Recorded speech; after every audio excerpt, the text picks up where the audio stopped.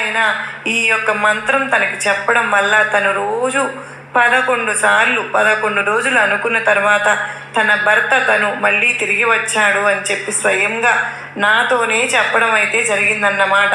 ఇలా ఎంతమంది భార్యాభర్తలు మన యొక్క వీడియోలు చూస్తూ కూడా కింద కామెంట్స్లో నా భర్త మారాలి, నా భర్త నన్ను అర్థం చేసుకోవాలి, నన్ను ప్రేమగా చూసుకోవాలి, అక్క నా భర్తలో మార్పు రావాలి అని చెప్పి అమ్మవారిని మీరు ఖచ్చితంగా పూజించండి అక్క అని చెప్పి అడుగుతూ ఉన్నారండి. ఇలా చాలామంది కూడా తమ యొక్క సమస్యను ఎలా తీర్చుకోవాలో ఎలా పరిష్కరించుకోవాలో అర్థం కాక విడిపోయిన బంధాలు ఎన్నో ఎన్నో కూడా ఉన్నాయండి. మనం పూర్తిగా అమ్మవారిని నమ్ముకున్నాం. ఇలా కేవలం అమ్మవారు అనే మాత్రమే కాదండి, మనకి ఒక్కొక్క రూపంలో భగవంతుడు ఒక్కొక్కరికి నమ్మకంగా ఉంటారన్నమాట. మరికొందరు వెంకటేశ్వర స్వామిని పూజించుకుంటూ ఉంటారు, మరికొంతమంది అమ్మవారిని పూజించుకుంటూ ఉంటారు, మరికొంతమంది ఇంకొక దేవతని పూజించుకుంటూ ఉంటారు. అలా ఏ రూపంలో అయినా సరే కానీ భగవంతుని యొక్క నమ్మకం మీద అనేది చాలా ముఖ్యం అండి.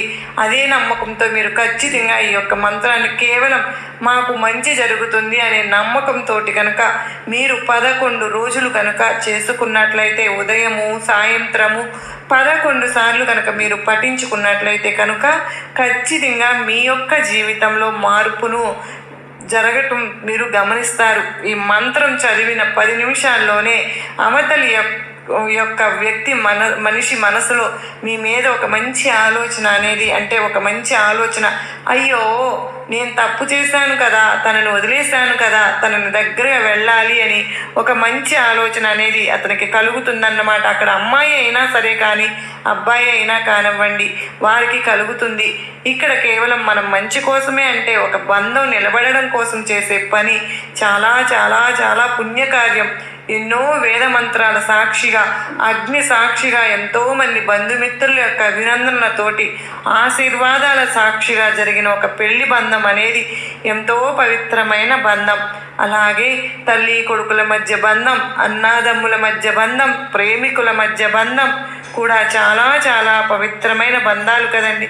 ఇవన్నీ కూడాను కనుక ఈ యొక్క పవిత్రమైన బంధాలు నిలబడడం కోసం ఈరోజు అమ్మవారు మీకు ఈ సందేశం రూపంలో ఈ చిన్న మంత్రాన్ని అయితే అందించడం అనేది జరిగిందండి.